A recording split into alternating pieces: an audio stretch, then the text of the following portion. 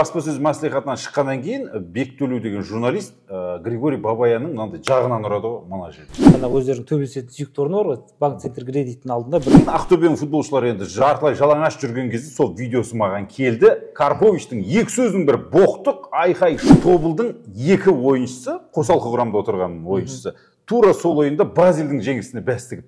Ақтөбенің президенті Куленко мен Айбек Қабылша екеуі сұхбат жазып отырады. Тура сол кезде Ералы Лұқпанұлы Тоғжанов кіріп келген ғой.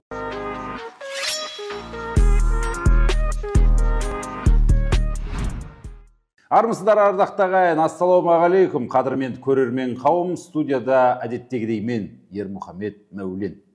Ағайын, осы жолы Еурокубок мәселесін талқыламасақ болмайын деп тұр. Қордаланған мәселе көп. Стадион мәселесі, даудамай, төрешілік мәселесі, одан бөлек клубтан кетпей жатқан басшылық бар. Осының барлығын талқылаймыз. Еурокубокты қазақ клубтарының келесі кезеңге өту мүмкіндігі қандай? Айтамыз. Ендеше қадірмен көрермен қауым, подкастымызды бастайық. Бүгін ерекше бір қонақ шақырып отырмыз. Қайта-қайта комментаторларды шақырып шаршадық. Біз мынау сараптама жазатын, күніге пост жазатын, осы спортты күніге осы футболымызды бақылап отырған әріптесіміз, жас журналист Шыңғыс Сенғажиевті шақырып отырмыз. Шыңғыс, қош келдің студияға. Рахмет, қош көрдік. Енді мынау көп адам маған айтып жатады, Ереке, сіз өткенде бүйтіп жазыңыз, былай жазыңыз, ол кейбіреу мынандай ғой, сіз неге өйтіп айтасыз, сіздің ойыңыз басқаша еді ғой, өткендегі екеуміз кездескенде басқаша айттыңыз ғой, Аладопқа басқаша деп жазыпсыз дейді. Сонда Аладоптың администраторы сіз екен ғой негізі? Негізі көбісі сізде ойлайды, өткенде шу болған посттарын, басым көпшілігін. Енді астында комментарийлерден де белгілі ғой, Ереке деп тұрып жазады ғой. Оны мен де кейде арасында кіріп оқып тұрамын сөйтіп. Көбісі енді сізде ғой, енді біліп келе жатыр ғой, бірақ енді 80% әлі сізде ғой. Сіз ана жерде ойын жүргізіп отырып, оның үстіне пост жазып, қиып барлығын салып отырады деп ойлайды. Енді соны адамдарға, көрермендерге, оқырмандарға түсіндіріп айту керек.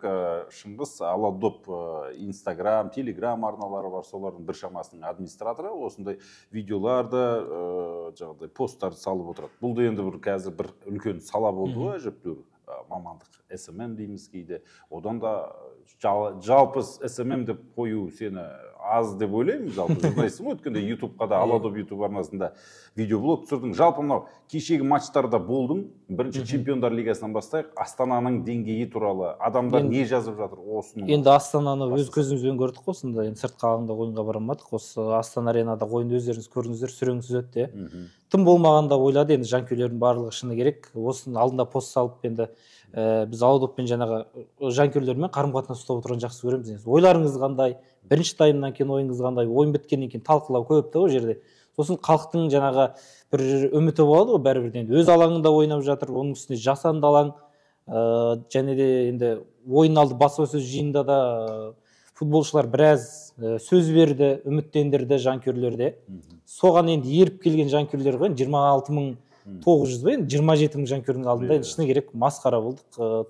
Тым болмағанда бұл жерде енді белгілі ғой, енді құрамы жағынан болсын, класс жағынан өте сонда жоғары клуб дегенмен де енді өз алаңымызда тым болмағанда бір гол соғу керек еді деген кешегі жанкүйерлердің бір базынасын жеткізсем деп ақыры гол көріп кетейік деді ғой. Тым болмаса, гол соғу керек еді, енді ұят болды, енді 6-0 деген еді.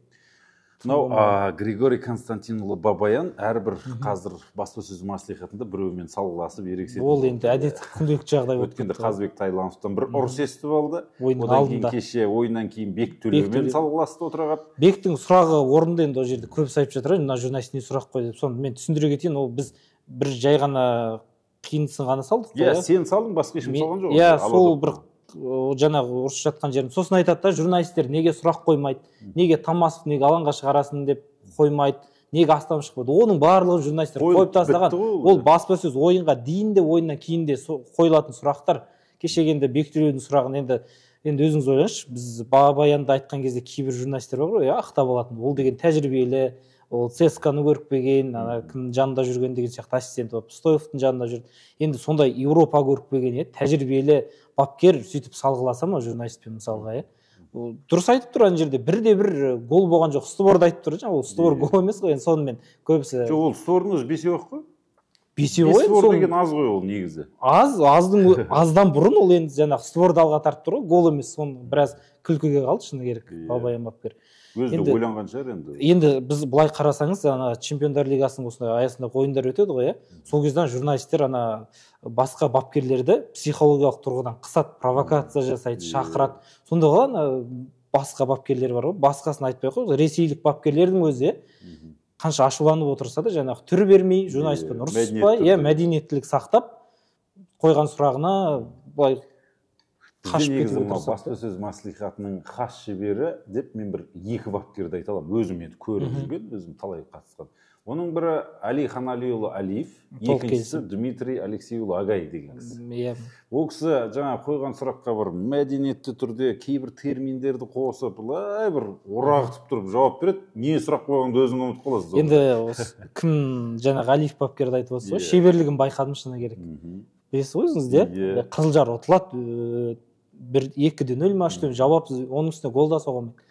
Пресс-конференциясына Алиев кіріп кетті жаңа, оның өзі бір шеберлік көрдіңіз, психологиядан жерде, ол психолог болу керек.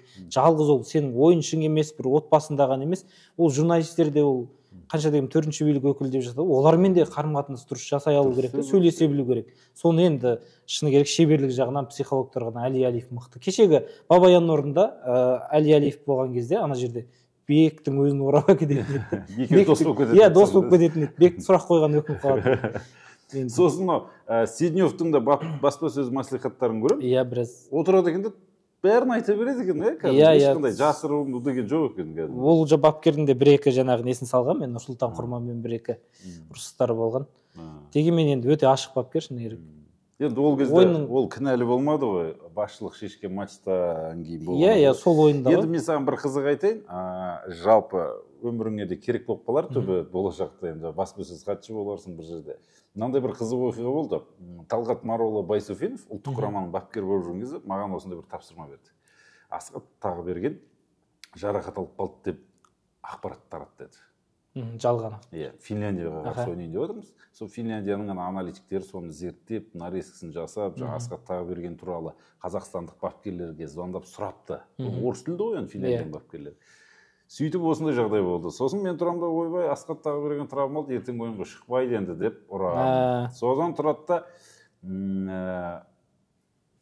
баспасөз мәслихатында бір күн бұрын Талғат Маролы келетті, Асқат ойнамайтын болды, қазір енді врачтар айтып отыр, не болды, оның орнына бір адам табармыз, бірдеңе болар деген сияқты айтады ғой.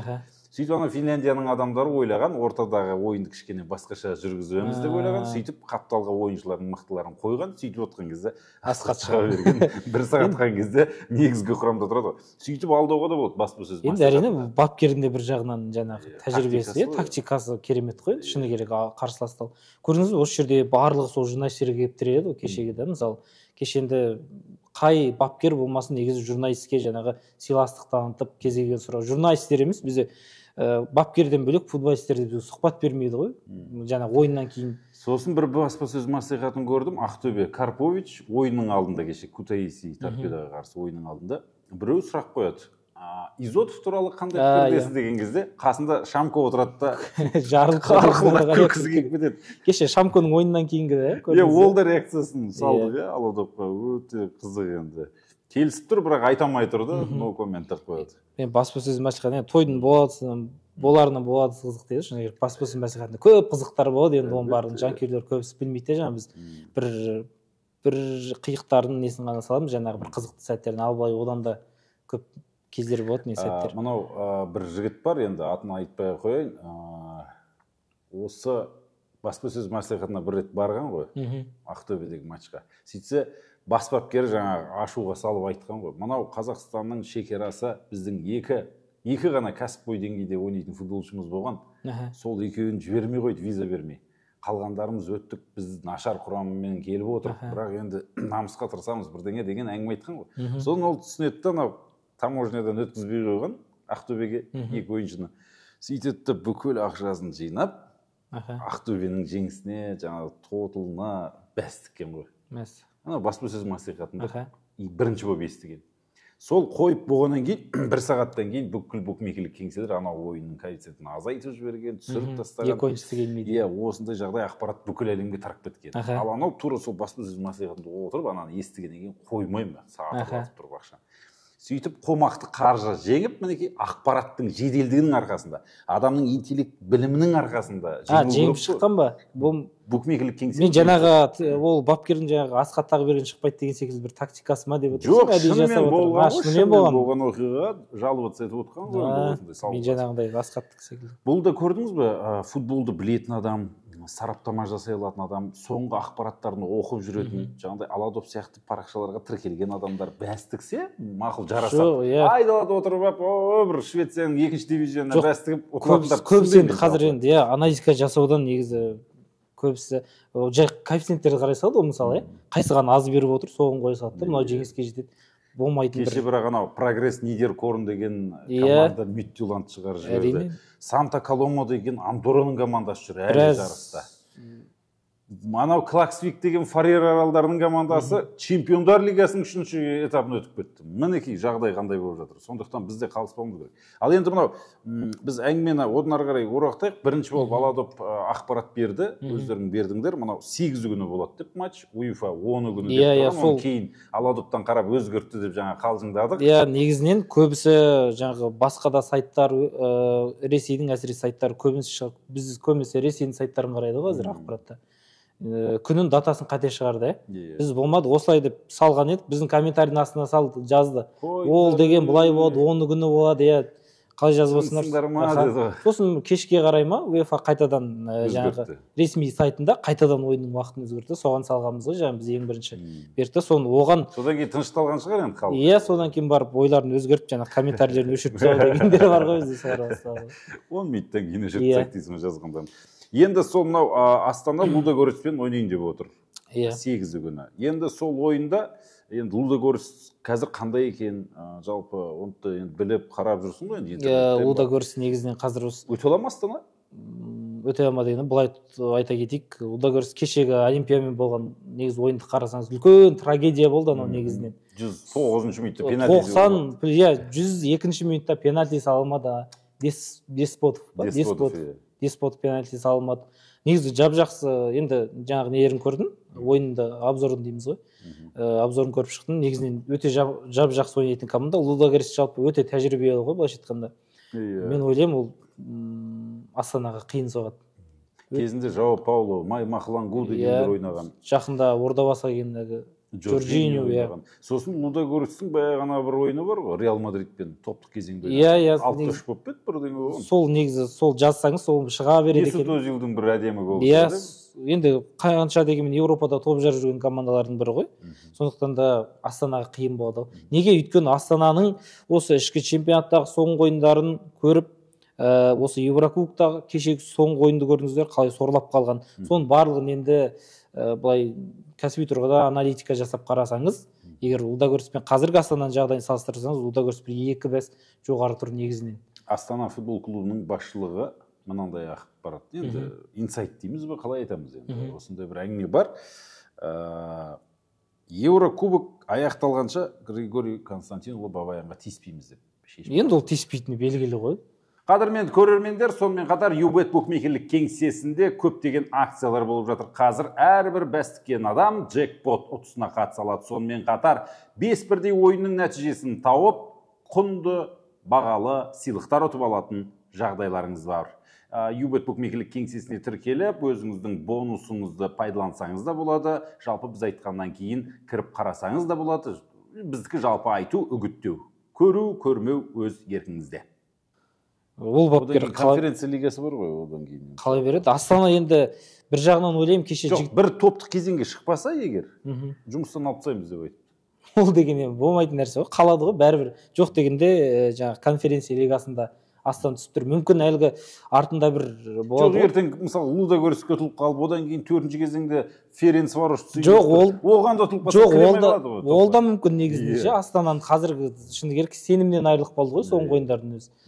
Сондықтан да мына Лудогорец өте қиын қарсылас болады. Меніңше өткен күннің өзінде бір минималды есеппен өз алаңымызда бір ойын ұстап қалмасақ, әйтпесе негізінен Лудогорец бар ғой. Өте көп гол соғатын команда екен негізінен. Жартылай қорғанысы да, шабуылы да өте керемет ойнайды. Гол соғудан кенде емес. Өз чемпионаттарында жаңағы бомбардирлері 16 гол 18 гол соғып жүрген жігіттер бар екен. Шабуылдап ойнайды дейсің ғой? Иә, шабуылдап ойнайды. Шабуылшылардың бір мықтылығы бұл жерде Тиаго деген ойыншысы болған. Былтырғы маусымда, алдыңғы маусымда жаңағы 18 гол 7 ассист жасаған, қазір Брюггеге кетті. Сосын жаңағы кешегі пенальти орындалмаған Деспотов бар.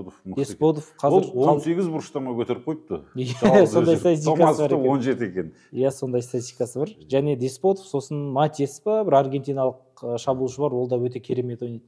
Астанаға енді кеше осы жаңағы мәліметтерді жинап, қарап отырып, жаңағы талдап отырып, өзім ойладым, осы Астанаға қиын болады-ау. Бірінші матчта тағдыр шешілуі мүмкін дейсің ғой? Шешілуі мүмкін, әрине. Енді одан бөлек, мынау енді Чемпиондар Лигасынан келе жатыр ғой, әйтеуір жол ары қарай болып кетер деген ойдамыз. Сырт алаңдағы матчы бар, өз алаңында бәлкім 1-0, 2-0 отса тіпті қатып кетер еді, тәжірибесі бар команда ғой. Көре жатармыз енді. Жарыс әлі аяқталмайды, Астана әлі жүреді оны. Мүмкіндігі бар жалпы, иә. Мүмкіндік бар ғой.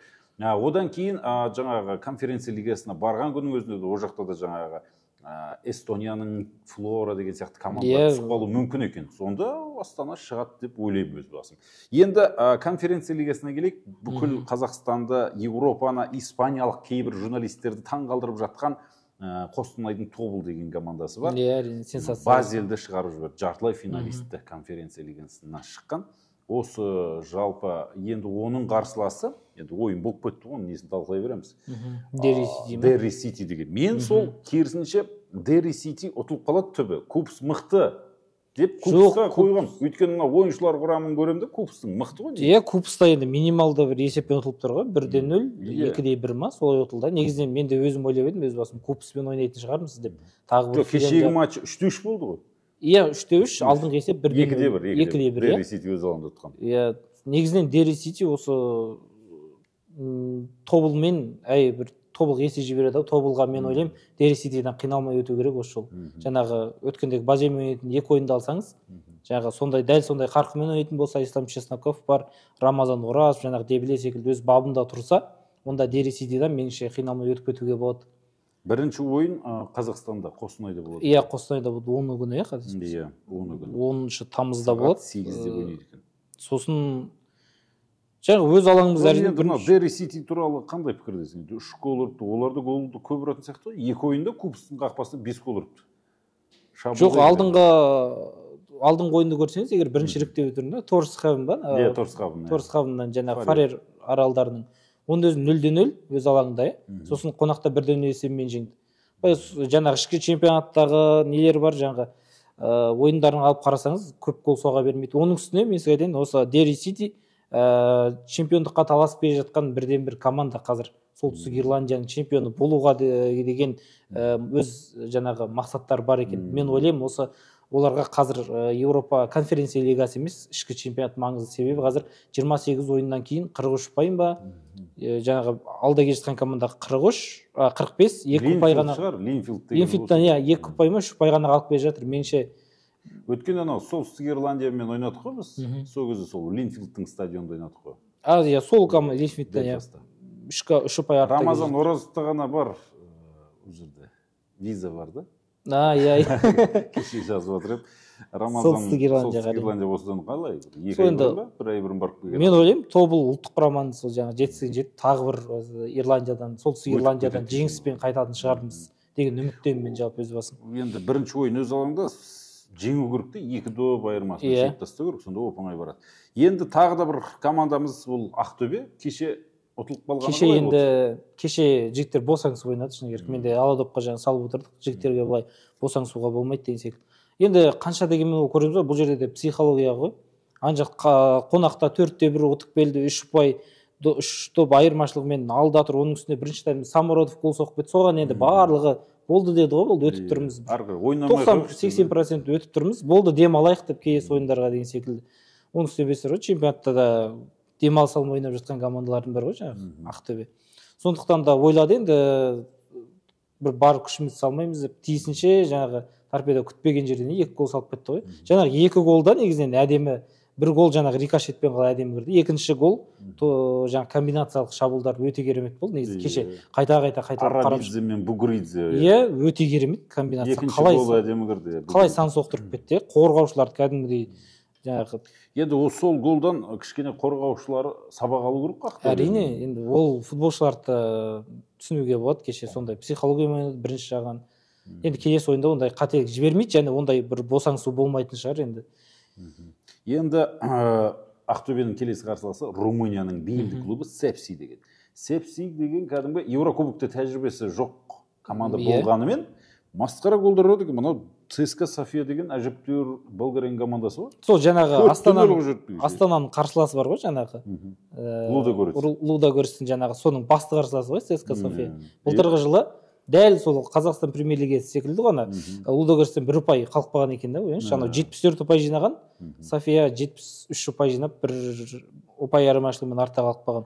Бұл ЦСКА Софияның бапкері ауысып кетті қайта. Ол осының алдыңғы жылы ана Қайсардың бапкері бар ғой? Стойчо Младенов. Сол болған. Сол ақпаратты мен де оқырмай көзім шалып қалды. ЦСКА София ойнады ғой Еврокубокта. Енді мына екі ойында Сепси ЦСКА Софияның қақпасына 7 гол ұрды. Не деген масқара мынау. 6 гол ма? Кеше 4 ұрды. Оның алдында 3 ұрды. Жоқ, 6-дан 2 екен, иә. 6 гол ұрды. Дәл Астананың. Жоқ, ортасында мынау Динамо Бухаресттің қақпасына 3 гол ұрды. Иә. Сонда мына команда өзі ойнаған матчында голдан ұрып жатыр ғой. Әрине, енді кешек дәл Астананың жағдайы сияқты болып тұр ғой бұл жерде. Енді мынау Ақтөбе қиналып қалмай ма бұл жерде? Жоқ, меніңше жаңағы кім секілді ғой бұл да, Дери Сити секілді. Менде ойым бұл жерде Ақтөбе өту керек меніңше. Тәжірибесі. Мен жалпы кешеден бері енді қарап барлық ақпараттарды ақтарып жатырмыз ғой. Сонда бір осындай тұжырымға келдім. Ақтөбемен тобылда жап-жақсы мүмкіндік бар өтуге, бір 60-70% бар, ал тиісінше Астанада сондай төменде бір 30-40% деп мен баға беретін едім егер. Мына Сепсидің құрамын көріп отыр, мына жартылай қорғаушыларын көремін де, кез келген командадан. Аганович деген бар екен, Хорватия, Алими деген Македониядан, Франциско Джуниор дейтін Африкадан, албандар бар екен. Осы биылғы жылы жап-жақсы құрам жинап, негізінен трансферін өте жақсы көңіл бөлген ғой. Әйтпесе бұл жас клуб негізі 2011 жылы құрылған, әлі чемпион болып үлгермеген, суперкубокты алды жақында Румыния алдыңғы маусымда. Соның барлығын енді қаржыларын жинастырып, жап-жақсы трансферлер жасаған екен. Былтырғы жылы енді былтырғы маусымда 6-шы орында 6-шы орынмен аяқтады. Оның өзі жаңағы 1 ұпай ғана, жаңағы 7-ші орында тұрған командадан 1 ұпай алдыға шығып кетті. Айтпегенде биыл Еврокубокта да ойнай алмайтын еді, Сепсидің мүмкіндігі аздау болған. Соңғы сәтте үлгерген екен. Иә, соңғы сәтте ғана. Сосын мынау баяғыда Ференцвароштың жұлдызы, Венгрия құрамасының ойыншысы Роланд Варга деген. Осында ойнайды екен, Сепси сапында. Мықты. Қазір құрамында, Иә. Осыған дейін мынау Сауд Арабия чемпионаттарына барып келген. Жоқ, Ордабасы секілді ғой, бұл да бұрындар енді біз қатты бір жанкүйерлер сеніңкіремейтін, қазір жинап алды да құрам. Қазір барлығы Ордабасыда ғой, назар дәл сол секілді Сепсиде былтырғы жылы дұрыс ойын көрсете алмады, бұл клубта ұшады деді, сосын әйтеуір биылғы жылы енді таңғалдырып шыны керек. 3 ойында чемпионат, Румыния чемпионатында 3 ойында 7 ұпай жинап, ЧФР Клуж екеуі. Стяуы мықты, Фарул, ары қарай Волонтарий, Рапид Бухарест кете береді. Жалпы Румыния чемпионаты негізі әжептәуір деңгейі. 16 команда бар екен. Мықты. Еврокубокте мынау ЧФР Клуж әлі ойнап жатыр, Стяуы чемпиондар лигасында ойнайды деген сияқты ғой. Жалпы арасында бір жұлқып шығып тұратындар бар бұлар. Мықты футболшылар. Енді Ақтөбе, мен жалпы ойым сондай, енді Ақтөбе өту керек келесі. Бірінші ойын сырт алаңда ойнайды, 0-0 керек дейсің ғой. Тең ойнап қайтса да жақсы ғой. Мен жеңіп қайтуға да болады, бір минималды есеппен. Тым болмағанда бірдемемен жеңіп қайтса, енді Қобыланды батыр да.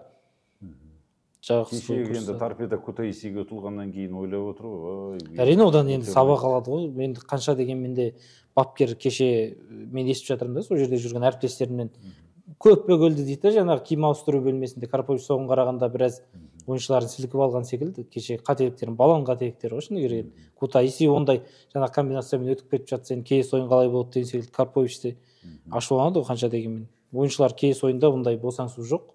Қарсыласты біліп отыр кім екенін, сондықтан да тиянақты ойын ойнау керек. Енді мынау конференция лигасында ойнайтын Астананың мүмкіндігі былай да былай бар деп отырсыз. Төртінші кезеңге шығады. Тобыл мен Ақтөбенің екеуінің қайсысы конференция лигасының топтық кезеңіне өтуі мүмкін?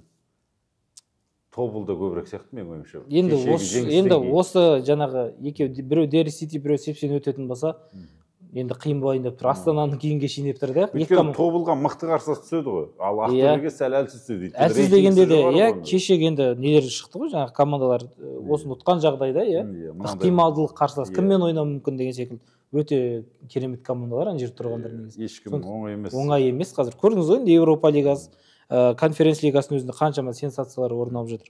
Ал енді Шыңғыс мына әңгіменің ортасында айта отырайын. Қазақстан премьер лигасының матчтары болады. Астана мен Оқжетпес ойнау керек болған. Ауыстырып тастады. Тоқаев келу керек болған. Ол кісі келмейтін болды, матчта ойналмайтын болды. Аренаны жөндеп жатқан. Ол да бар. Сосын жаңағы Лудогорецпен ойнау керек. 8 күн. Соған да дайындалды. Сонда Астана өзі неше демалыс алып тұр? Чемпионатты қоя тұрайықшы деді ғой. Сол мықтап жаңағы күш салатын секілді. Енді келіскеніне байланысты ғой. Кеше Мақтарал да келісті, Тобылмен ойнамаймыз деді ғой. Қарсы емеспіз. Енді мына Жетісу мен Қызылжар деген ойын бар. Ертең сағат 6-да екен. Осы матчқа қандай пікірдесіз? Жетісу өз алаңда. Жетісуның соңғы ойындарын егер көріп жүрсеңіз, өте жақсы ойнап жүр. Неге мықты ойнап жатыр, жеңіске жетіп жатыр. Менің көз алдымда бұлар аутсайдер ғой деп ойлаймын да үнемі. Бірақ сөйтсем бір жеңіп жатады дейді. Жоқ, жеңеді. Жалпы Қызыл аймақтан шығып алды, қателеспесем, соның жағдайын жақсартып жатыр одан сайын. Бірақ енді Қызылжар негізінен қонақта бір соңғы ойындары өте әлсіз ойнап жүр. Сондықтан ертең тең түсіп қалатын секілді осы екі команда менің ойымша. Мынау Қызылжардың главный мәселесі, ең үлкен проблемасы жаңағы бразилиялық кетіп қалды. Пернамбуко, сол кетіп қалды, ойынын ашылып кетті. Мүмкін сол ойыншыға ғана сеніп қалды ма шыны керек, ойындар өте сылбыр ойынын көрсетті. Каспий мен Ақсу ойнайды екен. Каспий өз алаңында өткенде Ақтөбені шайқап жіберер еді кәдімгідей. Тең қайтты ғой. Ұтады Ақсуды. Ақсуды ұту керек бір-бірімен. Ақсуды ұту керек, себебі Ақсуда бестері соңғы жағдайларын қандай команданың шиеленісіп жатыр, оның үстіне бір мотивация жоқ, алға жететін. Ал Каспийде тренер жақында ғана бапкер ауысты, Горовенко бапкер, Мақтаралдан жаңағы кеше ғана келді. Сондықтан да бұл ақырындап болсын кішкене прогресс бар да Каспийде. Сондықтан да ертеңгі ойында Ақсуды міндетті түрде жеңу керек, міндетті түрде. Каспий ұтады.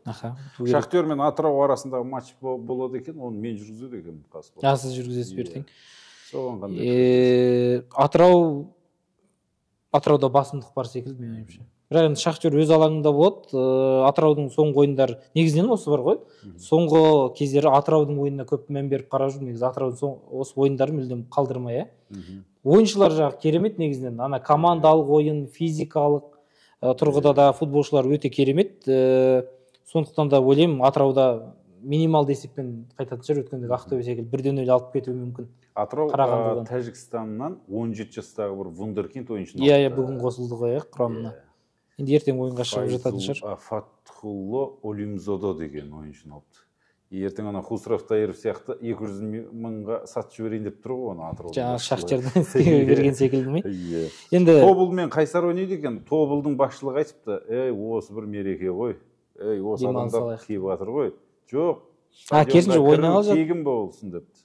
Қайсармен матч. Қайсар тегін барып кірсең болады. Қостанайға кетіп қалсайшы ертең. Қостанай енді дәл осы билет сатпайды. Дәл осы көңіл-күймен енді жеңу керек. Меніңше Қайсардан басым түсу керек. Минималды есеп. Қосалқы құрамын шығарады деп ойламайсың ба? Кішкене бір араластырып ротациямен, Жоқ, енді қанша ротация жасағанмен бір минималды 1-0 алып кетуге болады. Жалпы Тобыл чемпионатта кеше енді Бразилдің ойынынан кейін кішкене мүмкін демалыс беруден мүмкін сол айтып тұрмын ғой, кішкене қосалқы құраммен шыққан кезде де не тең ұстайды, не бір минималды есеппен. Шахтер жалпы Шахтер жаңағы Тобылдың өз алаңында ойнап жатқан жаңағы КПЛ-дағы ойындарын қарасаңыз, қандай былай жаңағы бір төмен қарсыластар әлсіздеу қарсылас келсе, міндетті түрде сол минималды есеппен ғана ұтады. Андай бір басымдылық ұпай салу деген жоқ. Бір гол соғып алды, Чесноков біреу соғады, сонымен болды. Қорғаныстағы мен ойлаймын, ертеңде сол тактиканы 1-0 болады дейсің ғой, минималды 1-0 жеңіске жетуі мүмкін. Енді мынау турдың негізгі қызықты матчтарының бірі дейді, Ақтөбе мен Қайрат. Қайрат, Олар оның үстіне 200 лигада да ойнайды дейді ғой Ақтөбе мен Қайрат. Жастар бірге дәл сол ойынға түсіп қалған екен, өте қызық жағдай. Жерде осындай болып тұр. Енді Ақтөбе Қайрат бұл да бір кішігірім енді Ақтөбе тартысты ойын ғой. ертең ойында міне Қызылжарға нағыз мотивация ғой мынау, Қайраттың алдына шығып кету. Ақтөбенің жанкүйерлері бір айқайлайтыны көреді ғой бір. Қайрат туралы жаман бір. Енді сондай болатын шығар тағы айқай шу. Енді ертең Ақтөбеге Алматыда болған ойын есесін қайтару керек. Мен түсінбеймін де, жалпы мынау фанаттардың кейбір әрекеттерін мен араласқым да келмейді, енді футболдың айналасы ғой енді. Мына жақта бапкерлер мәселесі, президент, жемқорлық, стадион мәселесі мен миымды онсыз да жетіп артылады. Бірақ неге екендігін түсінбеймін, осы Ақтөбе мен Қайраттың жанкүйерлері бір-бірін неге жек көреді, түсінбеймін. Олар екеуі енді ол кеңес үкіметінен конкурент емес, Қазақстан чемпионаты басталған. Ол былай басталған ғой, негізі фанаттардың төбелесінен басталған ғой. Ақтөбеге келген кезде жаңағы Ақтөбенің фанаттары жаңағы Қайраттың өздерінің бір заңдары бар ғой, жаңағы футболкасын шешіп алу деген секілді тартып алу. Шарфын тартып алу, футболкасын шешіп алу, содан басталған. Сонымен өршіп, Алматыдағы ойында да өз көзімізбен көрдік қой. Әуезов театрының алдында бір төбелескендер білеміз олар. Олар төбелестер көп, енді әлеуметтік желіге қарасаңыз. Ақтөбенің жанкүйерлері Астананыкімен, бір Қостанайдың Тобылымен төбелесіп сөйтіп жүрсе, мен соған кішкене түсінемін да, өйткені енді бәсекелес бір жағынан көршілес, мына Қостанай мен Тобыл мен Ақтөбе бұрын енді эл классико деп екеуі қырылысатын еді ғой.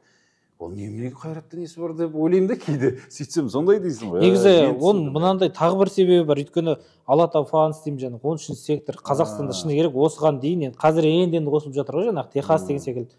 Енді оның алдында екі алпауыт болды ғой, олар жанкүйерлер, жаңағы фанаттар тобының. Мүмкін соған да қатты бәсекелесті ме бір-бірімен. Енді Алатау фанста біздің бейне операторымыз да сол жақта болған. Қай жылдар ашылған? 2006 сондай шығар, 2003-те ашылған. Енді ол екі жаңағы Алатау фанстқа да қазір аты өзгерді ғой, қазір Қайраттың басқандай Алма Атинец па сондай бір нелері бар. Фанаттар бар ғой. Иә, фанаттар тобы бар. Солар мен екі жанкүйерлерге де мен риза болам. Қанша таяқ жеп жатады, бір-бірін шешіп. Жоқ, мысалы ертең көресіз, ана Ақтөбедегі ойынға да Қайраттың жанкүйері болады. Ал Алматыдағы ойынды айтпай қойып көрдік қой көзімізбен. Қаншама Ақтөбенің фанаттар жиналған, арнайы жаңағы сол ойын үшін жұмыстарын тастап Алматыға ұшып барып. Сосын өткенде бір Инстаграмнан көрдім осы Аладоптан ғой.